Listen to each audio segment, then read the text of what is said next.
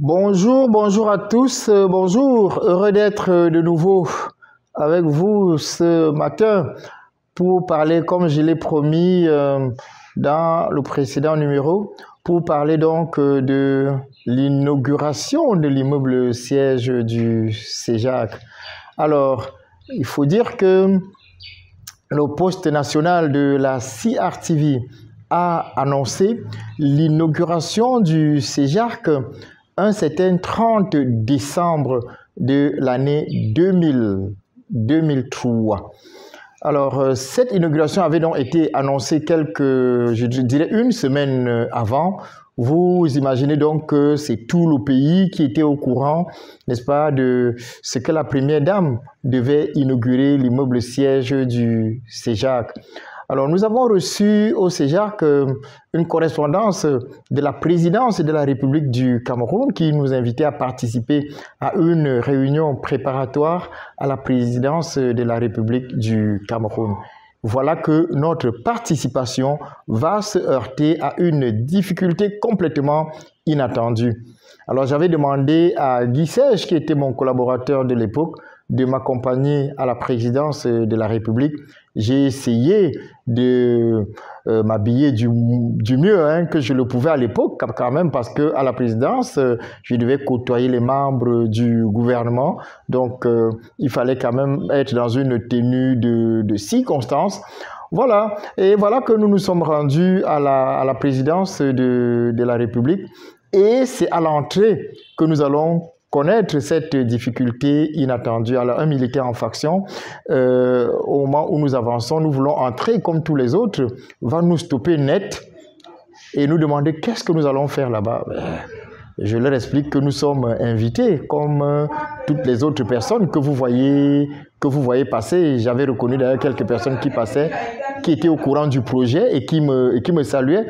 Alors j'explique à ce militaire que nous allons parce que nous sommes invités à participer à une réunion à l'intérieur.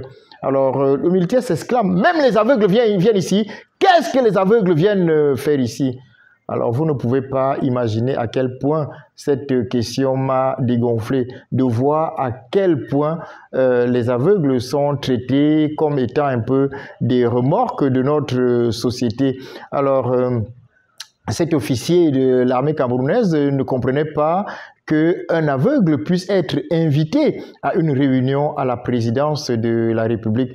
Alors, je ne peux pas vous cacher, je me suis senti vraiment heurté par ces propos et j'ai donc insisté pour que Guy Serge lui présente la lettre qui nous invitait à la présidence de la République. Et donc, après avoir regardé la lettre et après avoir lu, je pense même qu'il a dû lire et relire, n'est-ce pas, cette invitation, il nous a finalement laissé entrer. Nous sommes entrés et nous pouvions donc prendre part à cette réunion auprès de plusieurs membres du gouvernement. Alors, au cours de cette réunion, la parole m'a été donnée pour dire quel était le niveau de préparation, n'est-ce pas, de cette visite, parler un peu de l'implication du CEJAC par rapport à la descente de la première dame. Et je me suis adressé à ces membres du gouvernement avec une certaine adresse. Et je crois qu'à la suite de cette intervention, les représentants de la présidence et du membre du gouvernement ont donc décidé d'accélérer, n'est-ce pas, les préparatifs. Et c'est ainsi que je peux vous dire que le CEJAC est devenu de nouveau un chantier. Il y avait des travaux de propriété à faire tout autour du CEJAC. Et la route, vous voyez, la route qui mène au CEJAC a été goudronnée, je peux vous dire, en quelques jours. On pouvait voir des grands engins, des membres du gouvernement faire des tours, chacun selon son domaine de compétence. Le ministre, par exemple, des travaux publics, n'est-ce pas, de l'époque, devait venir superviser les travaux de la route. On avait